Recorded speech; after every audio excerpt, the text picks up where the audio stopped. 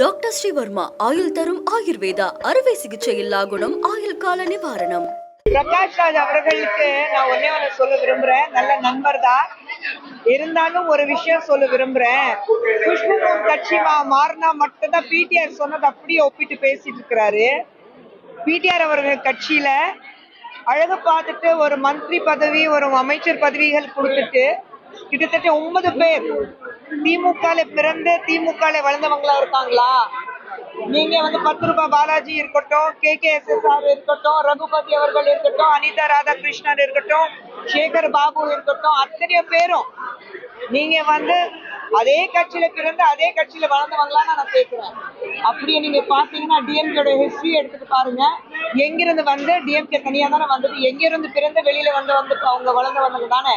அப்ப DMK history பத்தி என்கிட்ட மட்டும் பேச வேண்டாம். சுந்தர் சிக்கு எப்படி சீட் கிடைச்சிச்சுன்னா, பிரகாஷ் ராஜ் அவர்கள் எலெக்ஷன்ல நின்று எந்த அளவுக்கு டிபாசிட் கூட வராம தோத்து போனாரு. அவருக்கும் சுந்தர் சிக்கு எவ்வளவு வித்தியாசமா இருக்கு, அது அவரே கொஞ்சம் யோசிச்சு பார்க்கலாம். சுந்தர் சிக்கு எப்படி சீட் கிடைச்சிச்சுன்னா, சுந்தர் சி அப்ப என்ன சொல்ல வர்றாரு எனக்கு புரியல. எப்படி யோசிச்சு வரணும் அவர் சொல்றாருன்னா, அவர் நேரம் ஃப்ரீயா இருந்தாக்கா அவர் யோசிச்சு எனக்கு சொல்லுங்க எப்படி கிடைச்சிச்சு.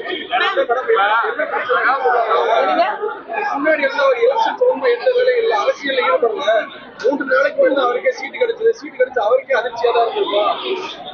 கிடைக்கலாம் தொடர்ந்து அரசியலுக்கு அவங்க சீட்டு கிடைக்காம இவருக்கு எப்படி சீட்டு கிடைச்சது கேள்வி எழுப்புறாரு. கேள்வி கேட்கணுமே. அரசியல் செய்யணும். அப்புறம் இவங்க எல்லாரும் அரசியல் என்ன செஞ்சுட்டாங்க?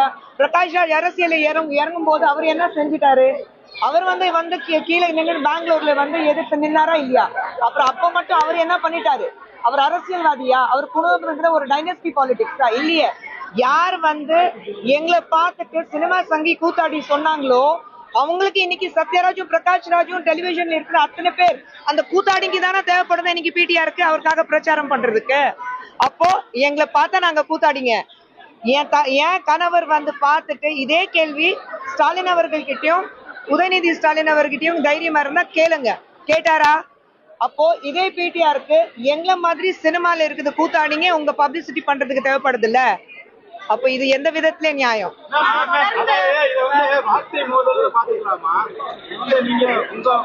நாங்க வார்த்தை மோதலே கிடையாது.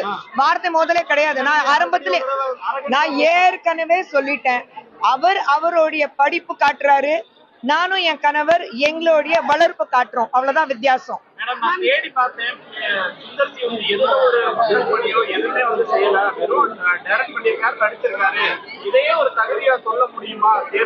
இல்ல பிடிஆர் அவர்கள் இன்னைக்கு அவர் பேர் சொல்ல வேண்டிய ஒரு நிலைமை இருக்கு. அவருடைய பேர் உச்சரிக்கிறதுக்கு எனக்கு ரொம்ப கேவலமா இருக்கு. அந்த அளவுக்கு அவர் இறங்கிட்டாரு. ஆனா இன்னைக்கு அவர் பேர் சொல்ல வேண்டிய ஒரு நிலைமை இருக்கு. நாங்க என்ன செய்யறோம்? எங்களுடைய வளர்ப்பு எப்படி இருக்குன்னா, எனக்கு பின்னாடி என் தாத்தா, என்னுடைய பாட்டி, என்னுடைய குடும்பம், என்னுடைய அப்பா, அது சொல்லிக்கிறதுக்கு யாருமே இல்லை. இன்னைக்கு சுந்தர் சி, குஷ்பு தமிழகத்துல இருக்கிற மக்களுக்கு தெரியுதுன்னா, சுத்தி அத்தனை பேர் நிக்கிறாங்கன்னா இன்னைக்கு உங்க பிரஸ் மீட்லயே மக்கள் எங்க பேர் வச்சுதான் எங்களுக்கு தெரியும். சரிங்களா? எங்க குடும்பத்தை பேர் வச்சுட்டு இல்ல டைனஸ்டி வச்சுட்டு மக்கள் எங்களை பார்க்கல. சோ நாங்க எங்களை சார்பாக நாங்க ஒரு பிராண்ட்.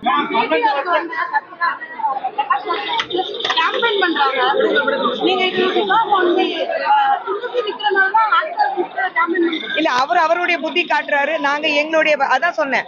அவருடைய புத்தி காட்டுறாரு, நாங்க எங்களுடைய வளர்ப்பு காட்டிட்டு இருக்கோம். எங்களை வளர்த்த எங்களுடைய தாயார்கள் நாங்க ஏதோ அசிங்கமா பேசி அவங்களுடைய வளர்ப்பு மேல அவங்க வளர்த்த விதத்து மேல எந்த விதமான ஒரு பிளாக் மார்க் போடுறதுக்கு நாங்க தயாரா இல்ல. டாக்டர் ஸ்ரீவர்மா ஆயுள் தரும் ஆயுர்வேதா அறுவை சிகிச்சையில்லா குணம் ஆயுள் கால நிவாரணம். Branch express courier private limited. Domestic international cargo உங்கள் இல்லம் தேடி வந்து கொரியர் புக்கிங் டெலிவரி செய்து தரப்படும். என்றும் உங்களுடன் மை இந்தியா. முக்கிய செய்திகளை உடனுக்குடன் தெரிந்து கொள்ள சப்ஸ்கிரைப் பண்ணுங்க, பெல் பட்டனை பிரஸ் பண்ணுங்க. என்றும் உங்களுடன் மை இந்தியா.